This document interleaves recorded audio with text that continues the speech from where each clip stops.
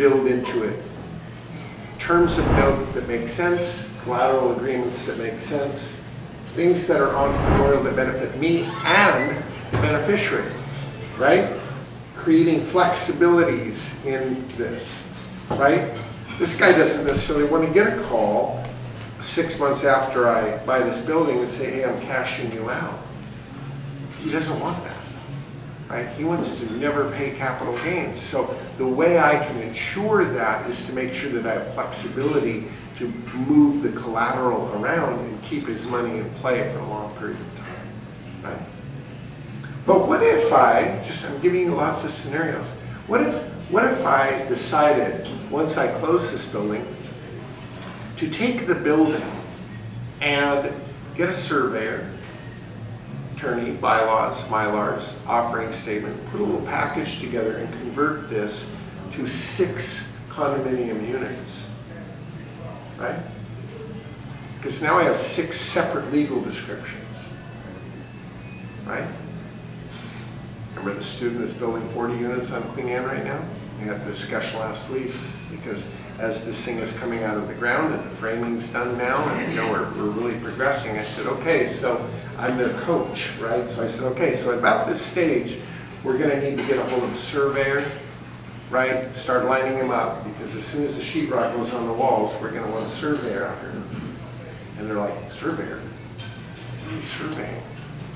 I said, we're surveying every square inch of this building as a part of what we need to do to turn this building into condominiums. And they said, well, I'm not going to sell this building. Why would I do that? I said, oh my gosh, young student. I said, let me ask you this. Would you rather have 40 first position lien slots or 1 first position lien slot? You're building a 40-unit building. Would you rather have 40 legal descriptions, all with a first position lien slot, or 1 building with 1 legal description with 1 first position lien slot? 40. I said, that's a no-brainer. Because when I have 40 first position lien slots, the world of money comes in increments that are so simple to go collect a couple $100,000 per investor. Great, give them a first position on 8 condominium units, 60% loan to value, positive cash flow. How easy is that to place? Would it be more difficult to collect $200,000 from 40 people and put somebody in 39 lien position on a building? Who the hell would do that? I said, you've got to think finance. There's reasons we do this that have nothing to do with whether you're selling it or keeping it. It's all about creating the ability to create garages for money. Remember, that's our job. Create a garage for money. When you've got a garage for money, money's wandering the streets like a red-headed stepchild looking for mom. I'm not getting you, right? Okay, so let's just say we slice this thing up into 6 units. Now I can take the note, and I could take the note. Like, let's say I don't own any other property, and I just want to move the collateral of the note within the building I just sliced up. So there's 6 units now, right? So I could take $1,000,001, divide it by 6, and I could create 6 notes for 183 and change. Good enough. Now I've got 6 notes for 183 and change on 6 separate legal descriptions, okay? Each one of these notes carries all the terms of the mothership note. In other words, the interest rate, the term, the everything comes to the smaller notes that was on the mothership note, right? May I have a Corona? Corona. Yes, please, thank you. But now let's say I sit down with tenants and I say to the tenants, hey listen, would you like to own this unit for less than you're currently paying in rent? And they go, well, that's a trick question, isn't it? No, all you need is 5% down and I'll sell you this unit for a price that is less than you're currently paying in rent. When you factor the interest write-off that you're getting by ownership that you're not getting by, I'll show them it's actually cheaper for you to own this than rent it from me. And you reverse engineer it and that price comes out to about $320,000. is what they can pay for this unit, which, hey, at less than 300 bucks a foot, that's a deal in Seattle for a condominium, right? So there's 320,000, I'm gonna get 5% down. They now owe me $304,000. I'm gonna charge them 6.99999% right here on the amount they owe me, and they're gonna pay me $17.73 a month. That's what's coming into me. Now, of course, I'm obligated to pay $183 and change at 3.5% interest, and my outgoing commitment is at $534. The difference between those two is $1,200 bucks a month times 6 units. So I've sold the building. I got $7,400 coming in a month. I've got $89,000 a year of income stream and $750,000 of equity spread in those two numbers on one building. Where am I making my money? Well, making a little bit on equity spread for sure, about $120 a unit. But $89,000 a year over the next 25 years is way more than I'm making in equity spread, because that's all margin, right? Banks make money in 4 ways, and let's just recap, right? It's so simple, right? Margin, the difference between their cost of funds and what they lend you the money at. Here's my cost of funds. This is the Bank of Greg. I started the Bank of Greg with $1.1 million. My cost of funds is 3.5%, right? And I'm lending out that $1.1 million plus more at 7%. That's a 3.5% margin on the first $183,000. You see how it's not a 3.5% margin on the entire funds, because look at the difference. Here's 183 and here's 320. So I get a 3.5% margin on the first 183 of this, and everything over 183, I get a 7% margin. Do you follow that? Real estate entrepreneurship. I had a student that went to the same seminars that, you know, Rick has gone to, Walt's gone to, Bear's gone to, called Power. And we go through this case study intimately, right? We really study it. We really understand wrap notes. And, okay, we can buy here, sell to the tenant. About 6 months after Power Clears, he calls me.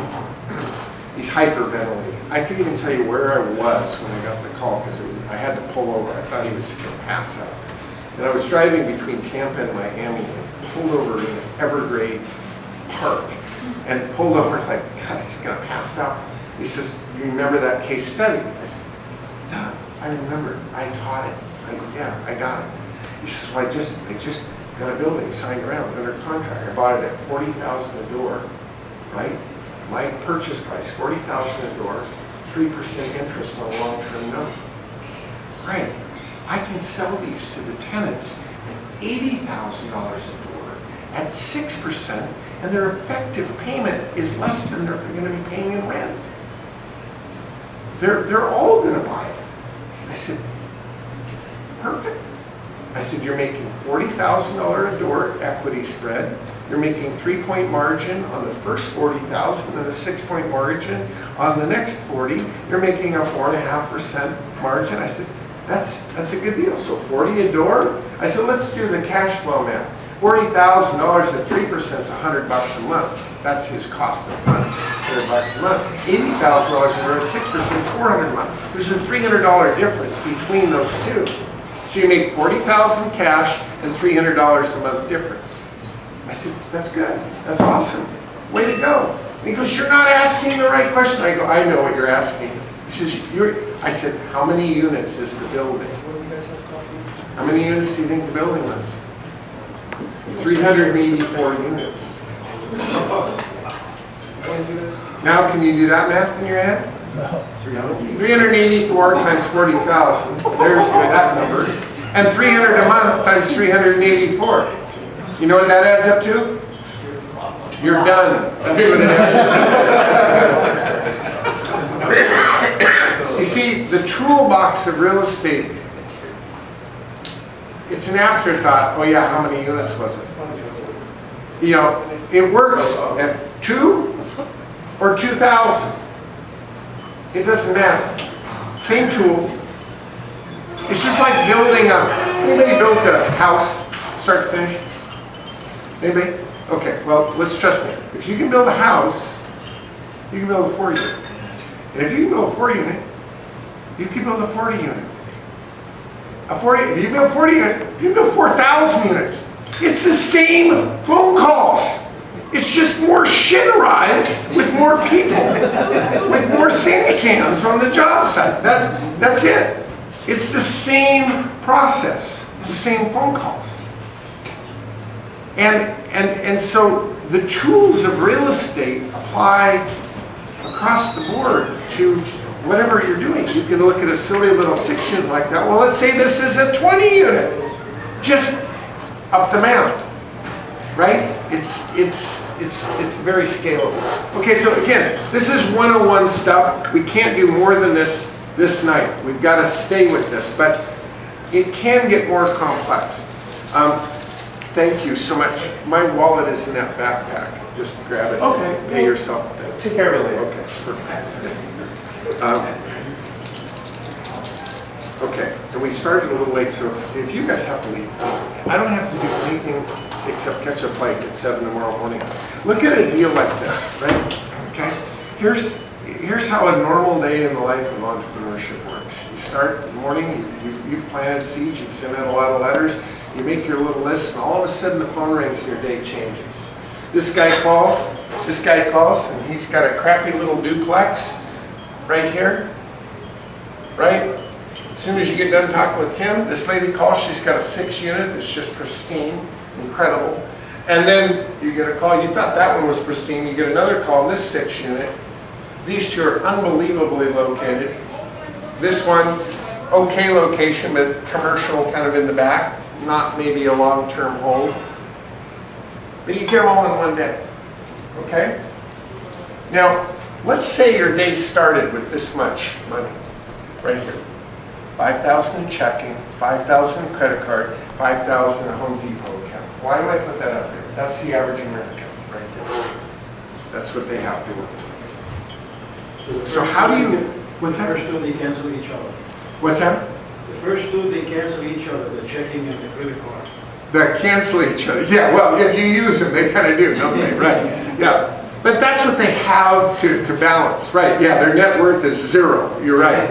Yeah. But they have available credit card, they have available Home Depot and $5,000. That's what they have to work with. Now, if I said, okay, I'm going to tell you the exact negotiated prices. This one's $175,000. This one is $750,000. This one is $925,000. And I want you to buy them all, and that's what you got to work with. And it's very doable. As I say, I want you to write a paper on your philosophy, because philosophy is everything. What would you write? There's a guy in the 60s that was asked a similar question, and he wrote a piece of script that I love, see if you like it. This was his philosophy. He said, the only people for me are the mad ones. The ones who are mad to live, mad to talk, mad to be saved, desirous of everything at the same time. The ones who never yawn or say a commonplace thing. I love that line. But burn, burn, burn like fabulous yellow Roman candles exploding like spiders across the stars. The only people for me are the mad ones. I was in Coeur d'Alene about 3 weeks ago, and I gave out an assignment to a room of about 100 people. I said, hey, the old professor is going to give an assignment. What does it mean to be a mad one? What does it mean? Write me a paper, send it to me. Here's my email address. You know, I'm going to grade it. The next morning, this is at 10 o'clock at night, I delivered this little sentence. The next morning in my email box, I get this email from this gal that said, Professor Pinneo, I can only imagine how many papers you're going to get. First, I wanted to distinguish myself, and the second, I couldn't sleep. Please find the attached video that I made last night as my answer to that question. I went, what? She was up all night. They are the mad ones. They've always been different, but with a little something extra. They're the ones who refuse to settle for ordinary. The ones lying awake, solving the world's problems one by one in the middle of the night. You'll find them on roads less traveled, lost in books by mad ones past, or in daydreams sprinkled around the world. Mad ones see the world differently. Gratitude is daily, giving is the reward, and failures are only results. Average is unacceptable, extraordinary is the starting point, and there is no ceiling. They have a limited understanding of no, can't, and impossible, but it has always served them well. There is no time for complaints, only the necessary actions or discussions to remedy them. They question everything and shape the world with intention. Every word and decision is deliberate. Every step is towards the greatest good. A mad one is focused on value and delivering greatness in every aspect of life. Their self-improvement never ends, and they strive to awaken the madness in every life they touch. They don't see power vertically, from the top down, but rather horizontally, as a network of inclusivity, sharing and growing with one another. The Mad Ones are a power family, titans and mavericks of mastery here to change the world. They're all around you. They are the Elon Musks, Ray Dalios, Jim Rohns, Richard Bransons, and Napoleon Hills walking beside you. I am a Mad One. I stopped thinking outside the box when I realized it was never there to begin with. I started shooting for infinity instead of just the stars. Every day, we have an opportunity to contribute to a greater world. But for the Mad Ones, it will always be something more. It's a purpose, a love affair, an obligation that affects everything we do. As we shape our own lives, we gladly take on the challenge to redefine freedom, integrity, and community. We live with a fire that we will share with the world. As spiritual teacher Muji.